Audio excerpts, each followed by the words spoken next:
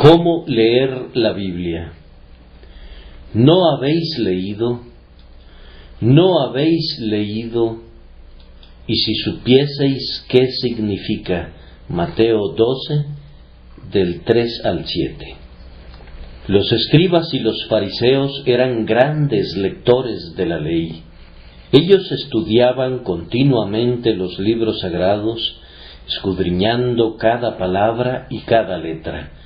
Tomaban notas de muy escasa importancia, aunque algunas de ellas eran notas muy curiosas, como cuál era el versículo colocado exactamente a la mitad de todo el Antiguo Testamento, cuál era el versículo colocado a la mitad de la mitad, y cuántas veces aparecía una palabra, e incluso cuántas veces aparecía una letra, y el tamaño de la letra y su posición única. Nos han legado un cúmulo de observaciones maravillosas sobre simples palabras de la Santa Escritura. La misma cosa pudieran haber hecho con cualquier otro libro, y la información habría sido tan importante como los hechos que han recogido muy laboriosamente en relación a la letra del Antiguo Testamento. Sin embargo, eran esforzados lectores de la ley.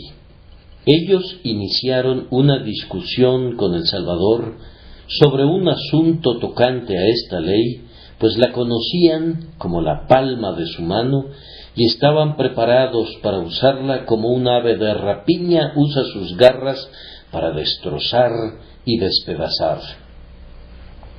Los discípulos de nuestro Señor habían arrancado algunas espigas de trigo y las habían restregado con sus manos. De acuerdo a la interpretación de los fariseos, restregar una espiga de trigo es una especie de trilla, y como es prohibido trillar en el día de reposo, es por tanto prohibido restregar una espiga de trigo o dos cuando se está hambriento en la mañana del día de reposo. Ese era su argumento, y con él y con su propia versión de la ley del día de reposo vinieron a ver al Salvador. El Salvador generalmente llevaba la guerra al campo enemigo e hizo lo mismo en esta ocasión. Se encontró con ellos en su propio terreno, diciéndoles: ¿no habéis leído? Una pregunta cortante para los escribas y fariseos, aunque aparentemente inocente. Era una pregunta razonable y apropiada que muy bien se podía hacer, pero piensen que se las estaba planteando a ellos. ¿No habéis leído? Leído, podrían haber respondido. Nosotros hemos leído ese libro muchísimas veces. Siempre lo estamos leyendo. Ningún pasaje se escapa a nuestro ojo crítico. Sin embargo, nuestro Señor vuelve a hacerles la pregunta una segunda vez: ¿no habéis leído? Como si después de todo no la hubieran leído, aunque eran los más grandes lectores de la ley en su tiempo. Él insinúa que ellos no han leído del todo, y luego Él les da incidentalmente la razón del por qué les había preguntado si la habían leído. Él dice: si supieseis qué significa, que era tanto como decir: ustedes no han leído porque no han entendido. Sus ojos han visto las palabras y han contado las letras y han identificado la posición de cada versículo y de cada palabra y han dicho sabias cosas acerca de cada uno de los libros, y sin embargo ustedes ni siquiera son lectores del volumen sagrado, pues no han adquirido el verdadero arte de la lectura. Ustedes no entienden y por lo tanto ustedes no leen verdaderamente. Ustedes simplemente pasan las páginas de la palabra y las contemplan. No la han leído, pues no la entienden. Ese es el tema de este sermón, o por lo menos su primer punto. Para una verdadera lectura de las Escrituras, debemos entenderlas. Creo que no necesito iniciar estos comentarios diciendo que debemos leer las Escrituras. Ustedes saben cuán necesario es que nos alimentemos con la verdad de la Santa Escritura. ¿Acaso necesito preguntarles si leen la Biblia? Me temo que esta es una época en la cual se leen revistas, periódicos, pero no se lee la Biblia como se debería leer. En los tiempos de los puritanos, los hombres contaban con un escaso suministro de otro tipo de literatura, pero ellos encontraron una biblioteca completa en ese único libro, la Biblia. ¿Y cómo leían la Biblia? ¿Cuán poco de la Escritura hay en los sermones modernos comparados con los sermones de esos maestros de la teología, los puritanos? Casi cada frase que ellos dicen parece arrojar luces desde diferentes ángulos sobre el texto de la Escritura. No sólo sobre el texto acerca del cual estaban predicando, sino muchos otros versículos son contemplados bajo una nueva luz en el desarrollo del sermón.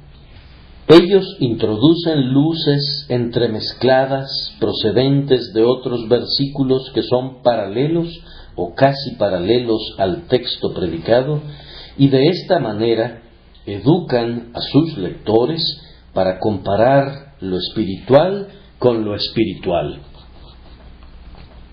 Yo le pido a Dios que nosotros, los ministros, nos acerquemos más al grandioso libro antiguo. Seríamos predicadores capaces de instruir, si así lo hiciéramos, sin importar si somos ignorantes del pensamiento moderno o no estamos al tanto de los tiempos. Les garantizo que estaríamos muchas leguas de distancia por delante de nuestro tiempo si nos mantuviéramos muy cerca de la palabra de Dios. Y en cuanto a ustedes, hermanos y hermanas míos, que no tienen que predicar, el mejor alimento para ustedes es la propia palabra de Dios. Los sermones y los libros están muy bien, pero los ríos que recorren una gran distancia sobre la tierra gradualmente recogen algo de basura del suelo sobre el que fluyen y pierden la frescura que los acompañaba al salir del manantial. La verdad es más dulce cuando acaba de salir de la roca abierta, pues ese primer chorro no ha perdido nada de su vitalidad ni de su carácter celestial. Siempre es mejor beber agua del pozo que del tanque de almacenamiento. Ustedes se darán cuenta que leer la palabra de Dios por ustedes mismos, leer esa palabra más que comentarios y notas acerca de ella, es la manera más segura de crecer en la gracia. Beban la leche sin adulteración de la palabra de Dios y no la leche descremada o la leche mezclada con agua proveniente de la palabra del hombre.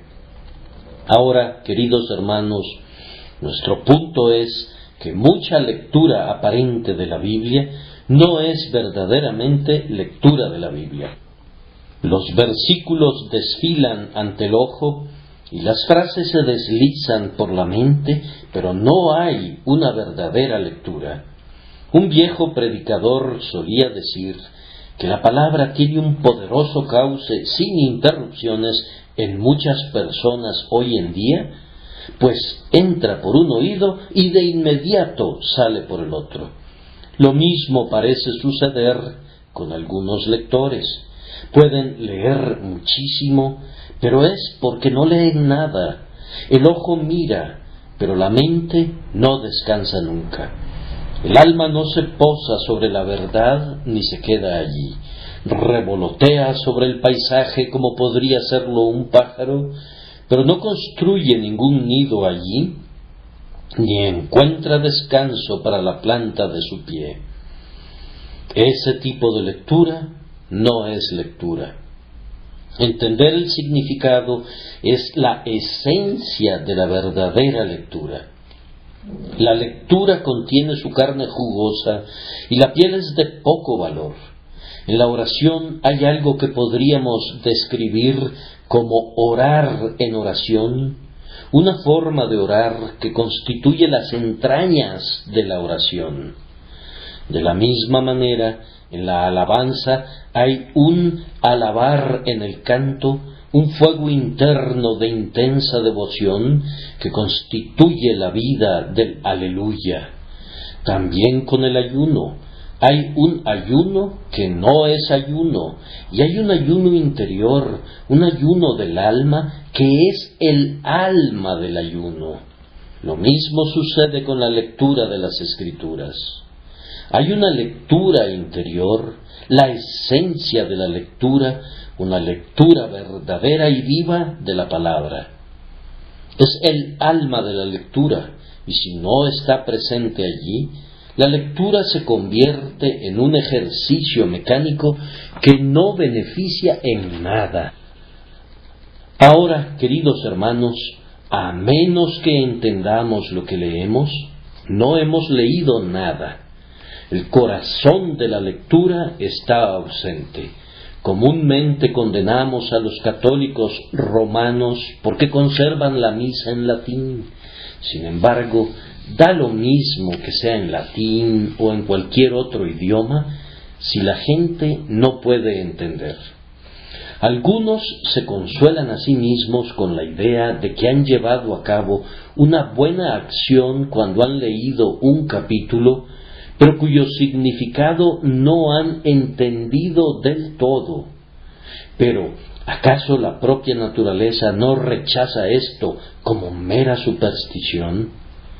Si hubieras colocado el libro al revés y hubieras dedicado el mismo tiempo a leer las letras en esa posición, te habrías beneficiado tanto como si lo leyeras en la posición normal sin entenderlo. Si tuvieran el Nuevo Testamento en griego, para muchos de ustedes sería imposible de entender, pero se beneficiarían de igual manera leyendo eso como si leyeran el Nuevo Testamento en español, a menos que lo leyeran con un corazón capaz de entenderlo. No es la letra la que salva al alma. La letra mata en muchos sentidos y nunca puede dar la vida. Si insistes en quedarte solo con la letra, puedes ser tentado a usarla como un arma en contra de la verdad, como lo hicieron los fariseos antiguamente, y tu conocimiento de la letra puede engendrar orgullo en ti para tu propia destrucción. Es por medio del espíritu, o sea, el significado interno real que es absorbido por el alma, que somos bendecidos y santificados. Nos saturamos de la palabra de Dios como el vellón de Gedeón que estaba remojado del rocío del cielo. Y esto solo puede suceder cuando recibimos la palabra en nuestras mentes y en nuestros corazones, aceptándola como la verdad de Dios y entendiéndola de tal manera como para gozarnos en ella. Entonces debemos entenderla, o de lo contrario no la hemos leído correctamente. De verdad, el beneficio de la lectura debe llegar al alma por el camino del entendimiento. Cuando el sumo sacerdote entraba al lugar santo, siempre encendía el candelero de oro antes de quemar el incienso sobre el altar. Diríamos que como para mostrar que la mente debe tener iluminación antes que los afectos puedan elevarse de manera apropiada hacia su objeto divino. Debe haber conocimiento de Dios Antes de que pueda haber amor a Dios, debe haber un conocimiento de las cosas divinas, como son reveladas, antes de que pueda existir el gozo de ellas. Debemos procurar entender, en la medida que nuestra mente finita pueda captarlo, lo que Dios quiere decir con esto y con aquello. De lo contrario, podemos pesar el libro y no sentir ningún amor por sus contenidos. Podemos reverenciar la letra y, sin embargo, no sentir ninguna devoción por el Señor que nos habla por medio de estas palabras. Amados hermanos, nunca van a obtener consuelo para sus almas de una fuente que no entienden, ni van a encontrar ninguna guía para sus vidas de algo que no comprenden, ni ninguna aplicación práctica para su carácter podrá venir de lo que no es entendido por ustedes. Entonces, si debemos entender de tal manera lo que leemos, ya que de lo contrario habremos leído en vano, así se muestra que cuando nos acercamos al estudio de la Santa Escritura, debemos tratar que nuestra mente esté muy despierta para esa lectura. No siempre estamos en condiciones, me parece a mí, de leer la Biblia. A veces haríamos bien en detenernos antes de abrir el volumen. Quita tu calzado de tus pies, porque el lugar en que tú estás, tierra santa es.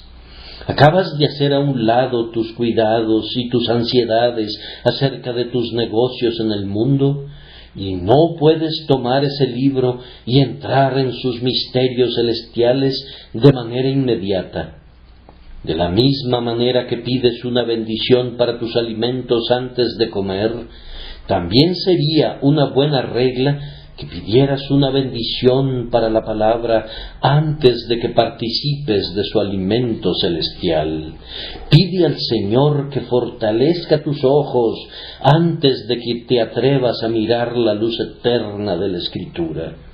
Así como los sacerdotes se lavaban sus pies en la fuente de bronce antes de dedicarse a su trabajo santo, así también sería bueno lavarse los ojos del alma con los que ves la palabra de Dios, y también lavarse los dedos, si puedo expresarlo así, los dedos de la mente con los que pasas las páginas, para que puedas tratar de manera santa a un libro santo.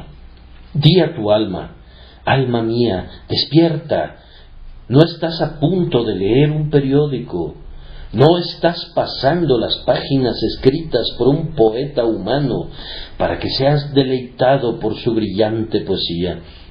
Te estás acercando a Dios, que se sienta en la palabra al igual que un coronado monarca lo hace en sus salones. Despierta, gloria mía, que despierte todo lo que está dentro de mí. Aunque ahora mismo no esté alabando y glorificando a Dios, estoy a punto de considerar eso que me llevará a hacerlo, y por lo tanto es un acto de devoción. Por tanto, debes estar alerta, alma mía, debes estar alerta, y no estés cabeceándote de sueño ante el majestuoso trono de Dios. La lectura de la Escritura es para nosotros la hora de la comida espiritual. Toquen el timbre y convoquen a cada una de sus facultades para que se reúnan en la propia mesa del Señor, para tener un banquete con el precioso alimento que está disponible para nosotros ahora. O, más bien, toquen la campana de la iglesia, llamando a la adoración, pues el estudio de la Santa Escritura debe ser algo tan solemne como cuando entonamos un salmo en el día del Señor, en los atrios de la casa del Señor.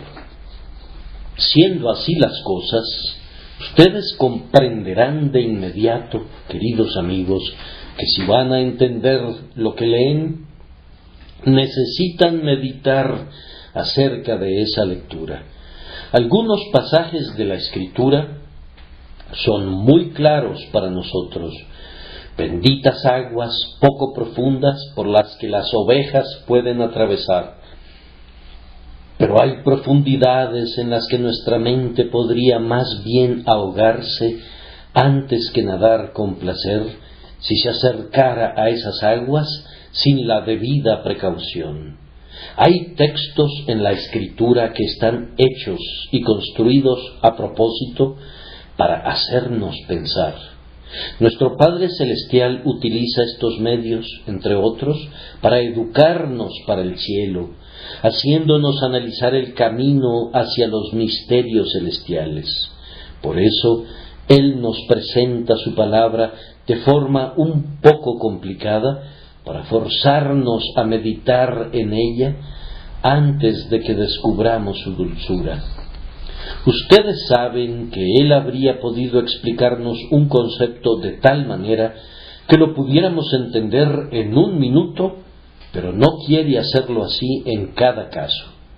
Muchos de los velos que cubren la Escritura no están diseñados para encubrir su significado para los dirigentes, sino para forzar la mente para que sea activa, pues a menudo la diligencia de corazón que busca entender la mente divina hace más bien al corazón que el conocimiento mismo. La meditación y la reflexión nos ejercitan y fortalecen nuestra alma para poder recibir verdades más elevadas aún. He escuchado la historia de las madres en las Islas Baleares que en tiempos antiguos, queriendo que sus hijos llegaran a ser buenos honderos, colocaban su comida en alto donde no la pudieran alcanzar, por lo que tenían que utilizar su honda y lanzar una piedra para bajar el alimento. Nuestro Señor desea que seamos buenos honderos y coloca alguna preciosa verdad en alto donde no la podemos alcanzar excepto utilizando nuestra honda, y finalmente damos en el blanco y encontramos alimento para nuestras almas. Entonces tenemos el doble beneficio de aprender el arte de la meditación y de participar de la dulce verdad que ha sido puesta a nuestro alcance por medio de ella. Hermanos míos, debemos meditar. Estas uvas no van a producir vino a menos que caminemos sobre ellas. Estas aceitunas deben ser trituradas por la prensa y aplastadas una y otra vez para que puedan darnos su aceite. En un plato de nueces, ustedes pueden saber cuál nuez ha sido comida, pues hay un hoyito que el insecto ha perforado en la cáscara, solamente un hoyito, y luego dentro encontramos al bicho comiéndose la nuez.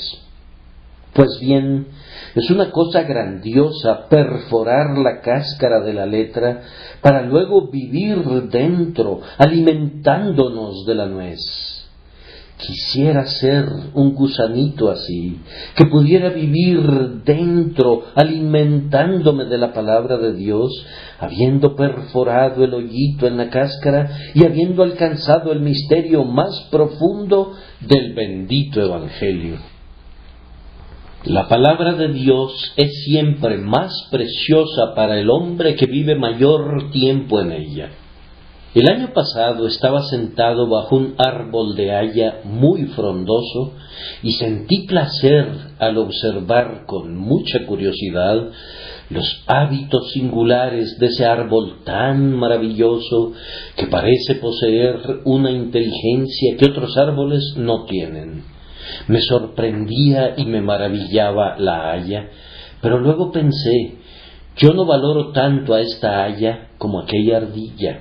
La veo brincar de rama en rama y estoy seguro de que la ardilla valora grandemente a esa vieja haya porque tiene su hogar en un hoyo en algún lugar del árbol y estas ramas son su abrigo y la fruta que produce el árbol es su alimento. La ardilla vive en el árbol, es su mundo, es el lugar donde juega, es su granero, es su hogar. Ciertamente, el árbol es todo para la ardilla, en cambio para mí no lo es, pues yo tengo mi descanso y mi alimento en otro lado. Deberíamos ser como ardillas en relación a la palabra de Dios, vivir en ella y vivir en ella. Ejercitemos nuestras mentes saltando en ella de rama en rama, encontrando nuestro alimento y nuestro descanso en ella y haciendo de ella nuestro todo en todo. Nosotros seremos los que más nos beneficiaremos de ella si la convertimos en nuestro alimento, nuestra medicina, nuestro tesoro, nuestra armadura, nuestro descanso, nuestra delicia. Que el Espíritu Santo nos lleve a hacer esto y que haga que la palabra sea muy preciosa para nuestras almas. Amados hermanos, a continuación quiero recordarles que para este propósito debemos ser forzados a orar. Es algo grandioso ser llevados a pensar, pero es más grandioso aún ser guiados a orar después de haber sido llevados a pensar. ¿Acaso no me estoy dirigiendo a algunos de ustedes que no leen la palabra de Dios y acaso no estoy hablando a muchos más que la leen, pero no la leen con la fuerte voluntad de entenderla? Yo sé que así es. ¿Quieren empezar a ser verdaderos lectores? ¿Se van a esforzar de ahora en adelante por entenderla? Entonces deben caer de rodillas. Deben implorar la dirección de Dios. ¿Quién es el que mejor entiende un libro? Su autor. Si quisiera estar seguro del verdadero significado de una frase más bien enredada y su autor viviera cerca de mí y pudiera visitarlo, tocaría a su puerta y le preguntaría: ¿sería tan amable de explicarme el significado de esa frase? No tengo ninguna duda de que su frase es muy clara, pero yo soy tan ignorante que me resulta difícil interpretarla. No tengo ni el conocimiento ni el dominio del tema que usted posee, y por lo tanto sus alusiones y descripciones están fuera del alcance de mi conocimiento. Para usted no es difícil, y es más bien un lugar común, pero es muy difícil para mí. ¿Sería tan amable de explicarme su significado? Un hombre de bien sería feliz de ser tratado así y no tendría problemas en descubrir al lector honesto lo que quiso decir. Así tendría la certeza de haber entendido el significado correcto, pues habría ido al origen, es decir, habría consultado al propio autor. Entonces, amados hermanos, el Espíritu Santo está con nosotros, y cuando tomamos su libro y necesitamos saber lo que quiere decir, debemos pedirle al Espíritu Santo que nos revele su significado. Él no hará un milagro, pero elevará nuestras mentes y nos sugerirá pensamientos que nos van a guiar hacia adelante por medio de una mutua relación natural, hasta que al fin llegaremos a la esencia y al corazón de la instrucción divina. Busquen de verdad la guía del Espíritu Santo, pues si el alma verdadera de la lectura es el entendimiento de lo que leemos, entonces debemos implorar al Espíritu Santo que descubra los secretos misterios de la palabra inspirada. Si pedimos que el Espíritu Santo nos guíe y nos enseñe, se entiende, queridos amigos, que estaremos preparados para usar todos los medios y ayudas disponibles para entender la Escritura. Cuando Felipe le preguntó al eunuco etíope si podía entender la profecía de Isaías, él respondió: ¿y cómo podré si alguno no me enseñare? Entonces Felipe subió y se sentó con él y le explicó la palabra del Señor. Algunas personas pretenden ser enseñadas por el Espíritu de Dios y rehúsan recibir ninguna instrucción ni de libros ni de persona alguna. Esto no honra al Espíritu de Dios. Es una falta de respeto hacia Él, pues Él da a algunos de sus siervos más luz que a otros.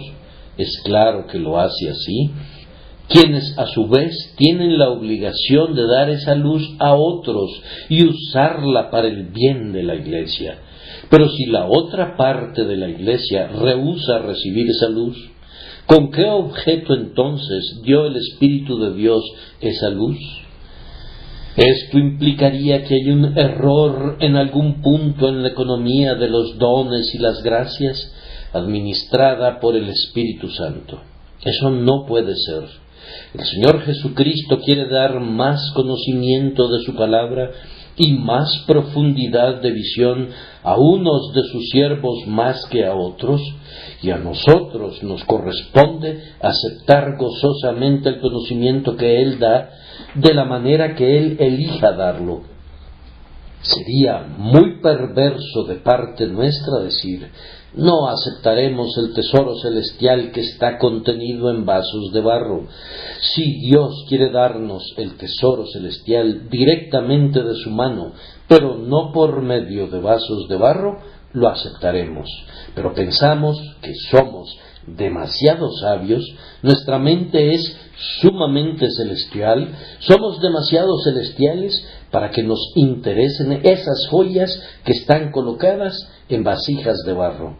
No escucharemos a nadie y no leeremos nada excepto el propio libro, ni tampoco aceptaremos ninguna luz excepto la que se desliza por las hendiduras de nuestro propio techo.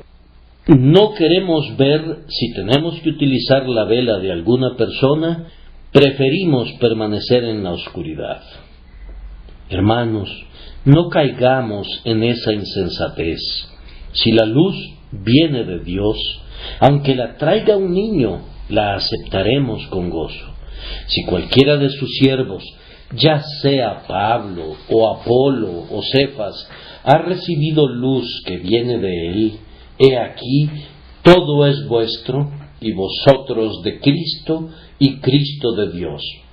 Por tanto, aceptemos la luz que Dios ha encendido, y pidamos la gracia para hacer brillar esa luz sobre la palabra, de tal forma que cuando la leamos, podamos entenderla. No deseo decir nada más sobre esto, pero me gustaría recalcar esto para algunos de ustedes. Ustedes tienen la Biblia en su casa, yo sé. ¿No les gustaría estar sin la Biblia? Pues podría pensarse que son paganos si no tuvieran la Biblia. Tienen la Biblia muy bien encuadernada y son volúmenes que se ven preciosos.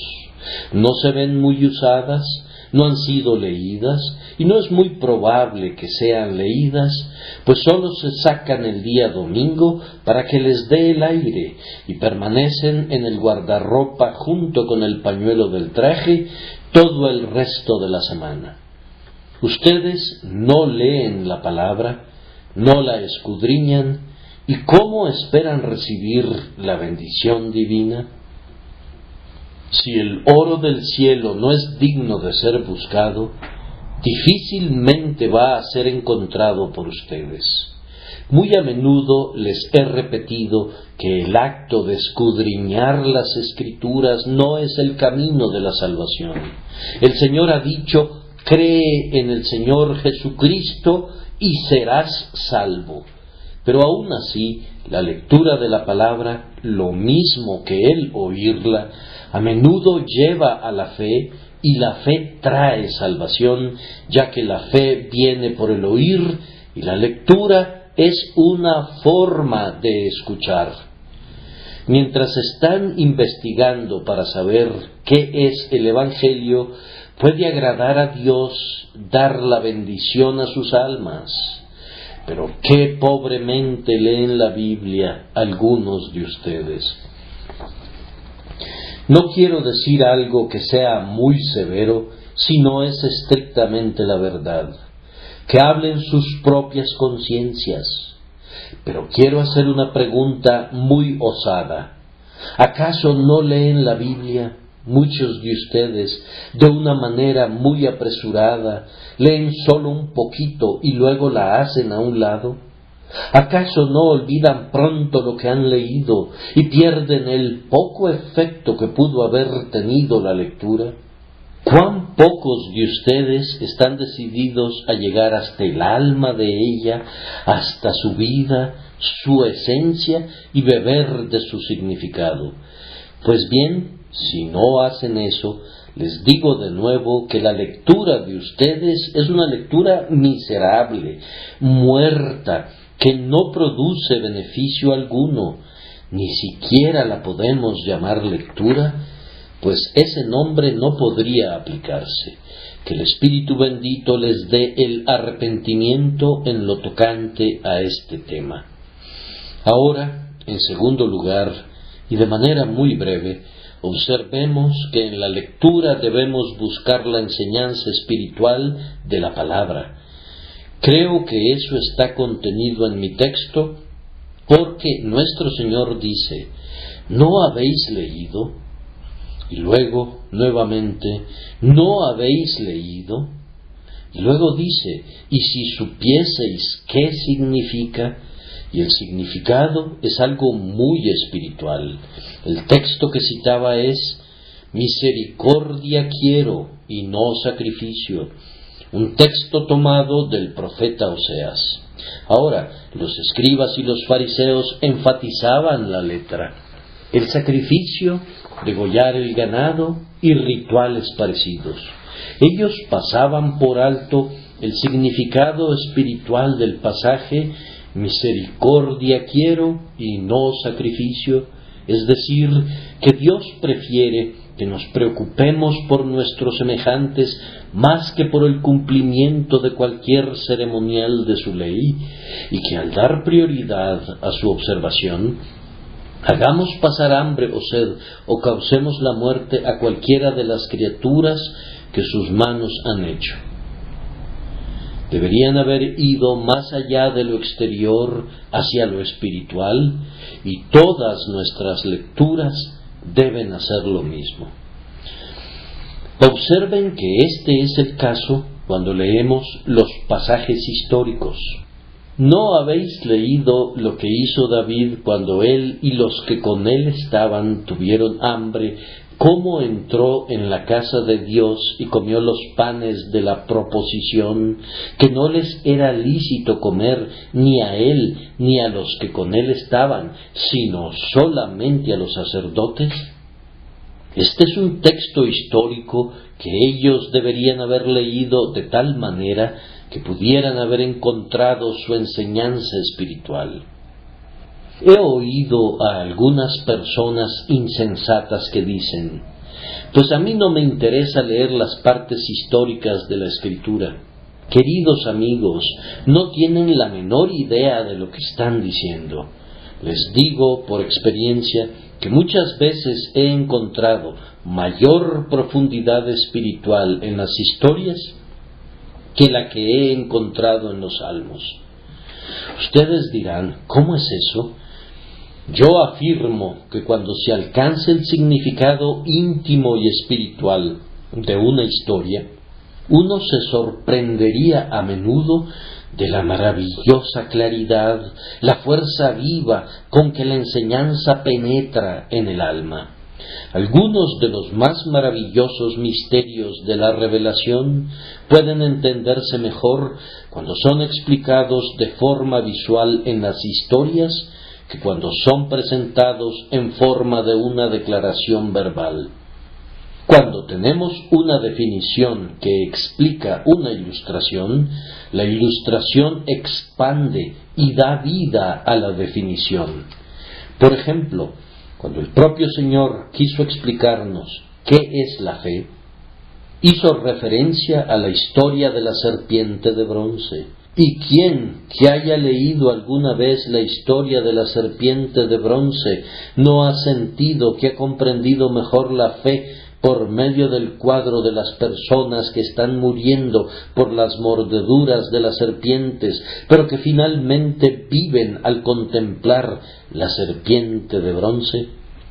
Este cuadro tiene mayor fuerza que cualquier descripción que el propio Pablo nos haya dado, independientemente de cuán maravillosas son las definiciones y las descripciones de Pablo.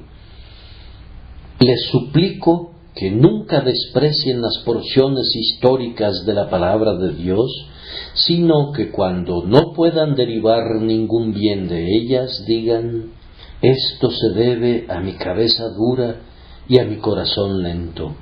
Oh Señor, dígnate aclarar mi cerebro y limpiar mi alma.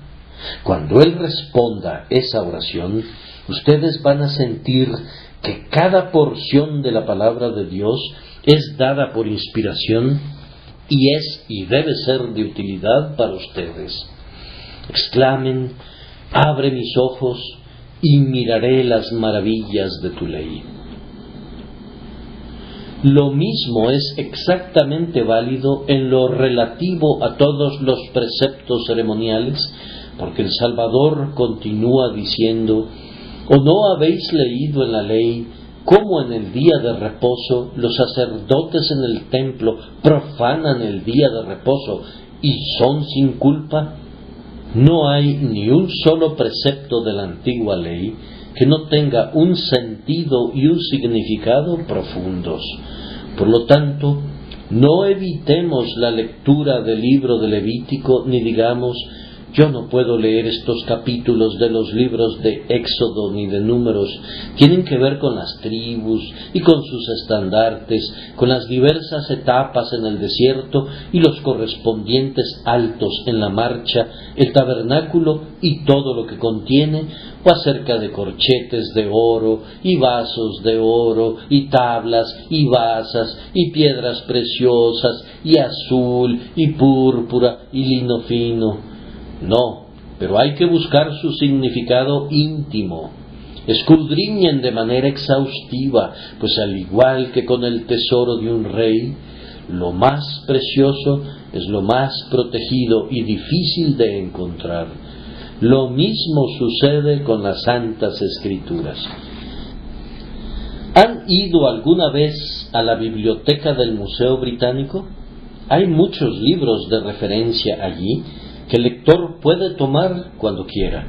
Hay otros libros para los que se necesita llenar una tarjeta y uno no puede tomarlos si no la ha llenado previamente.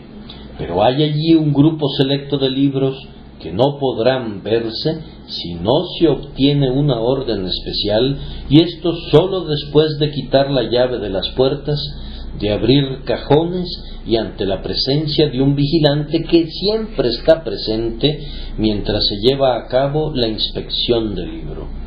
Escasamente se te permite fijar tus ojos en el manuscrito por temor de que se borre una letra mientras se la está mirando. Es un tesoro tan precioso. No hay ninguna otra copia en todo el mundo y por lo tanto no es fácil su acceso. De la misma manera hay doctrinas de Dios selectas y preciosas que están encerradas en cajas que se llaman Levítico o el Cantar de los Cantares, y no puedes acercarte a ellos si no abres ciertas puertas, y el propio Espíritu Santo debe estar contigo, o de lo contrario nunca vas a encontrar el tesoro precioso. Las verdades más elevadas están muy bien escondidas, como los tesoros reales de los príncipes. Por lo tanto, debes escudriñar cuando lees. No te quedes satisfecho cuando leas un precepto ceremonial hasta que no alcances su significado espiritual, pues esa es la verdadera lectura. No habrás leído mientras no hayas entendido el espíritu del tema. Lo mismo sucede con las expresiones doctrinales de la palabra de Dios. he observado con tristeza a algunas personas que son muy ortodoxas y que pueden repetir su credo con mucha fluidez, y sin embargo, el uso principal que dan a su ortodoxia es el de sentarse y observar detenidamente al predicador con el fin de encontrar un motivo de crítica en su contra. Ha pronunciado una sola frase que es considerada como un mínimo desvío del estándar. Este hombre no tiene sana doctrina. Ha dicho algunas cosas buenas, pero en el fondo está podrido, estoy seguro. Usó una expresión que no era categóricamente pura. Para estos queridos hermanos a los que me refiero, la predicación tiene que tener algo más que el ciclo del santuario. Algo menor ya no es suficiente. Su conocimiento es utilizado como un microscopio para hacer grandes las pequeñas diferencias.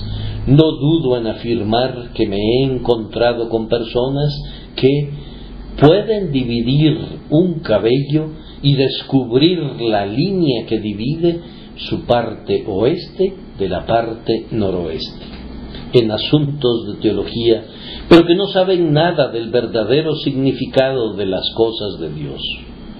Nunca las han bebido de tal manera que lleguen a sus almas, sino que sólo las han sorbido en sus bocas para luego escupirlas sobre otros. La doctrina de la elección es una cosa, pero saber que Dios te ha predestinado a ti y tener su fruto en buenas obras a las cuales has sido ordenado es algo muy diferente. Hablar del amor de Cristo, hablar del cielo que ha sido destinado para su pueblo y cosas semejantes, todo eso está muy bien, pero esto puede hacerse sin tener un conocimiento personal de esas cosas. Por tanto, queridos hermanos, nunca debemos estar satisfechos si sólo poseemos una doctrina sana, sino que debemos anhelar tenerla grabada en las tablas de nuestro corazón. Las doctrinas de la gracia son buenas, pero es mejor aún la gracia de las doctrinas. Busquen obtenerla y no estén contentos con la idea de que han sido instruidos hasta tanto no hayan entendido la doctrina de tal manera que hayan sentido su poder espiritual. Esto nos hace comprender que, para lograr esto, necesitamos sentir que Jesús está presente con nosotros siempre que leamos la palabra de Dios. Fíjense en ese versículo 5 que ahora quiero presentar a ustedes como parte de mi texto y que hasta ahora no había mencionado. ¿O no habéis leído en la ley cómo en el día de reposo los sacerdotes en el templo profanan el día de reposo y son sin culpa? Pues os digo que uno mayor que el templo está aquí. Ay, ellos tenían un alto concepto acerca de la letra de la palabra, pero desconocían que Él estaba allí, el Señor del día de reposo, el Señor del hombre y el Señor de todo. O cuando hayan aprendido una doctrina o una ordenanza o cualquier cosa que sea externa en la palabra, pidan al Señor que los haga sentir que hay algo más grande que el libro impreso y algo mejor que la simple cáscara de esa doctrina. Hay una persona que es más grande que cualquier otra y a Él debemos clamar para que esté siempre con nosotros. Oh Cristo viviente, haz que esto sea una palabra viva para mí. Tu palabra es vida, pero no si el Espíritu Santo no está allí. Yo puedo conocer tu libro de principio a fin y repetirlo de memoria de Génesis a Apocalipsis, y sin embargo puede ser un libro muerto y yo un alma muerta. Pero Señor, te pido que estés presente aquí. Entonces en el libro voy a mirar al Señor. En el precepto voy a verlo a Él que lo cumplió. En la ley voy a mirarlo a Él que la honró. En la amenaza voy a verlo a Él que la soportó por mí. Y en la promesa lo miraré a Él que es el sí y el amén. Entonces veremos el libro de manera diferente. Él está aquí conmigo en mi habitación. No debo tomarlo con ligereza. Él se inclina sobre mí, señala con su dedo las líneas y puedo ver su mano traspasada. Voy a leer el libro como si estuviera en su presencia. Voy a leerlo sabiendo que Él es su sustancia, que Él es la prueba de este libro y también su escritor. Él es la suma de esta escritura y también su autor. Esa es la forma en que los verdaderos estudiantes se vuelven sabios. Podrán encontrar el alma de la escritura cuando puedan conservar a Cristo con ustedes mientras están leyendo. ¿Acaso no han oído nunca un sermón que les ha hecho sentir que si Jesús hubiera descendido a ese púlpito mientras el predicador estaba hablando, le habría dicho: deja el púlpito, no tienes nada que hacer aquí. Yo te envié para que predicaras acerca de mí, y tú estás hablando acerca de una docena de cosas diferentes. Vete a casa y aprende de mí, y después ven a predicar. Un sermón que no lleve a Cristo, o del que Jesucristo no sea el principio y el fin, es un tipo de sermón que hará reír a los diablos en el infierno y llorar a los ángeles del cielo si fueran capaces de tales emociones. ¿Ustedes recuerdan la historia de ese hombre de Gales que escuchó predicar a un joven un sermón muy bueno, un sermón grandioso, pomposo, muy elevado? Y cuando hubo terminado de predicar, le preguntó al hombre de Gales qué le había parecido. El hombre le respondió que no le había parecido nada bueno. ¿Y por qué no?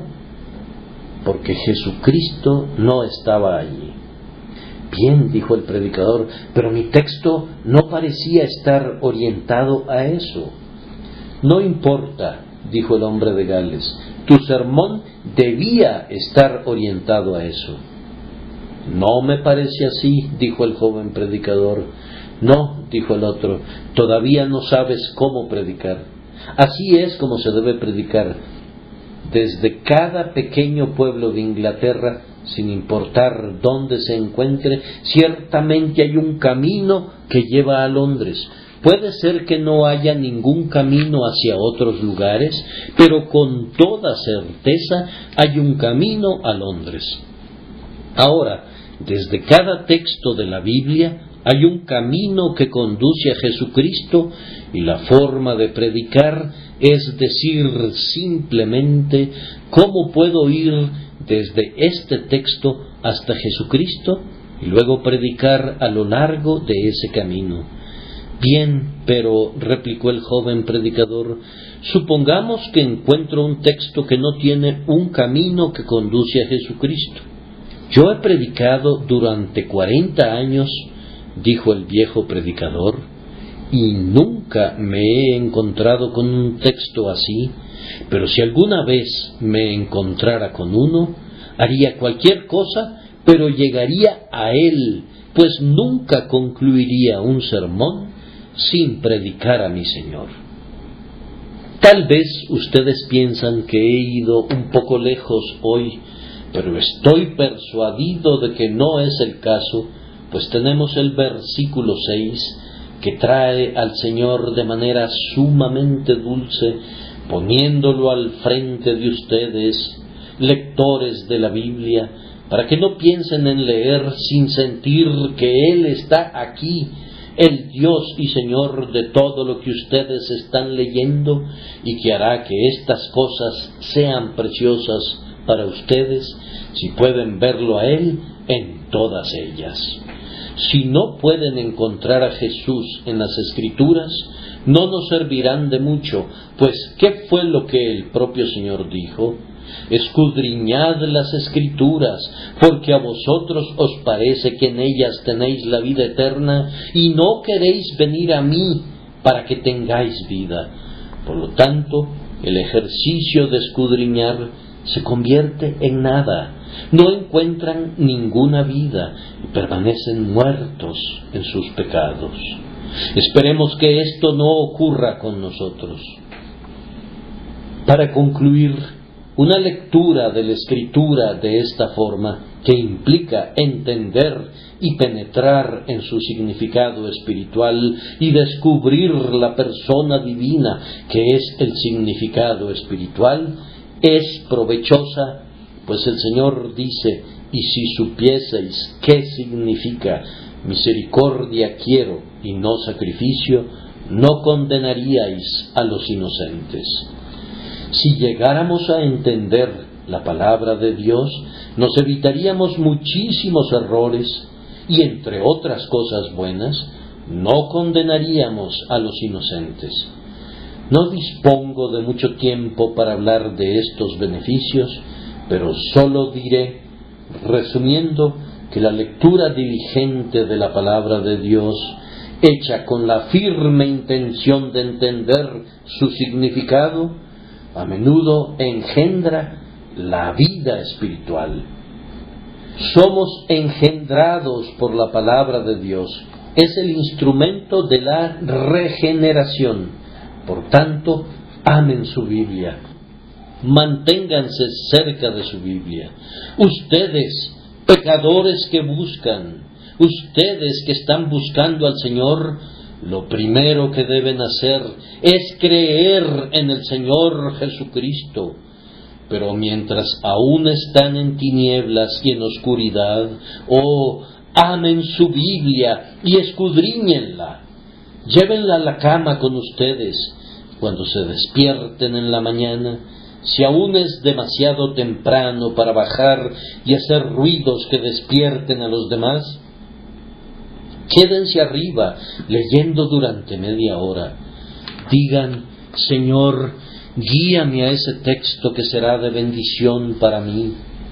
Ayúdame a comprender cómo puedo ser yo, un pobre pecador, reconciliado contigo. Recuerdo cómo, cuando yo estaba buscando al Señor, recurrí a mi Biblia y al libro de Baxter, llamado a los incrédulos, y al libro de Alain, Alarma, y al libro de Doddridge, Origen y Progreso, pues me decía a mí mismo: tengo miedo de perderme, pero quiero saber por qué. Temo que nunca voy a encontrar a Cristo, pero no será porque no lo haya buscado. Ese temor me perseguía constantemente, pero dije: lo voy a encontrar si es que puede ser encontrado. Voy a leer, voy a pensar. Nunca ha habido un alma que haya buscado sinceramente a Jesús en la palabra que no se haya encontrado pronto con la preciosa verdad que Cristo estaba disponible muy cerca y que no necesitaba ser buscado. Él estaba realmente allí, solo que ellos, pobres criaturas ciegas, estaban metidos en tal laberinto que no lo podían ver en ese momento. Aférrate a la Escritura. La Escritura no es Cristo, pero es la clave que te conducirá a Él. Sigue fielmente su guía. Cuando hayan recibido la regeneración y una nueva vida, sigan leyendo, porque les traerá consuelo. Verán más de lo que el Señor ha hecho por ustedes. Aprenderán que han sido redimidos, adoptados, salvados y santificados. La mitad de los errores del mundo se originan en la gente que no lee la Biblia.